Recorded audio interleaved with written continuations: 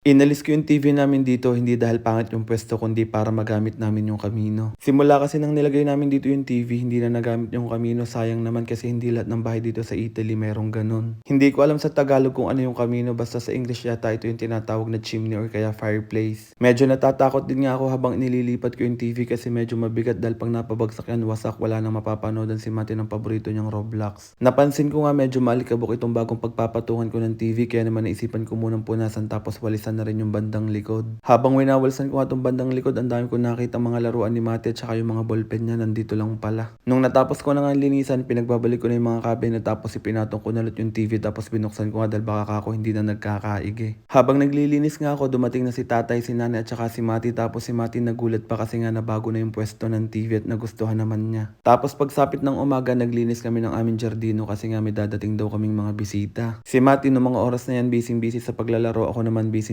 sa pagwawalis ng mga dahong nalaglag. Dapat nga si ate yung magwawalis tapos ako yung maglilinis ng lutuan, kaya lang sabi ni ate ako na lang daw yung magwalis at siya na lamang yung maglilinis ng lutuan. Tapos si nanay naman pinagsabay ng pagtitiklop at pagsasampay ng mga damit, at kung mapapansin nyo nga lahat kami gumagawa ng mga gawaing bahay dahil dito sa Italy bawal ang tatamad-tamad. Si tatay nga pala nasa trabaho ng mga oras na yan kaya hindi namin siya kasama ngayon, pero masipag din yung gumawa ng mga gawaing bahay. Nung nagdatingan na yung mga bisita namin ng mga bandang hapon, isa sa mga bisita namin napansin na mayroong kalabasa dun sa taas at hindi nga namin nakikita yun kung hindi pa napansin ng isa naming bisita. Yung mga tinutukoy ko nga palang bisita namin ay yung mga kabataan namin sa church, at dito nga sila nagpuntahan sa bahay dahil dito gaganapin yung kanilang Bible study. Si Mati nga nahiya sa mga bisita namin kahit linggo-linggo naman niya nakikita sa church. Siguro natutuwa din siya kasi nga napakaraming kabataan dito sa aming bahay. Habang pinagmamasdan ko nga yung mga kabataan, naalala ko tuloy nung kami pa yung mga kabataan sa church kasi ngayon hindi na kami kabataan dahil ang tawag na sa amin ngayon ay young adults na. Nung mga oras din nga palang yan, hindi pa nagsisimula yung kanilang Bible study, kaya naman naisipan namin muna magpalaro para hindi naman sila mainip. Yung mga ipinalaro nga pala namin, mga title ng Christian song, mga character at book sa Bible, at enjoy na enjoy naman yung mga kabataan, tsaka nga si Mati nag-enjoy din. Tapos maya-maya nga nagsimula na yung kanilang Bible study at ang magtuturo nga sa kanila ay si Pastor Tristan. Kaya naman niyakag ko na si Mati dito sa loob ng bahay at naglaro na lamang kaming dalawa. Nakakatuwa nga dyan si Mati dahil sabi sa akin ni Mati, yakagin ko daw yung mga kabataan dito sa loob ng bahay kasi daw baka malamig sa labas, pero sabi ng mga kabataan okay lang naman daw sila dun sa labas. Tapos nung natapos na nga yung kanilang Bible study, pupunta naman kami ngayon sa church. Bali 3 kotse na rin nga pala yung dinala namin para wala na mag-commute papunta sa church. Pero kung nagkataong kumpleto lahat ng mga kabataan ngayon, hindi kakasya sa 3 kotse at siguradong lahat ay magko-commute na lamang. Pagkalipas nga ng konting minuto, nakarating na kami dito sa church at medyo madilim-dilim na nga tapos medyo malamig-lamig na rin. Medyo napaagap din nga pala yung dating namin dito sa church dahil pagpasok namin dun sa loob, kami-kami pa lang yung tao, kaya naman yung mga kabataan gumawa muna ng content pang upload dun sa kanilang official page. Grabe nga yung mga kabataan ngayon, parang hindi napapagod, pero sa katulad kong trentahe na hindi na kaya yung mga ganito. So hanggang dito na lang. Toink toink!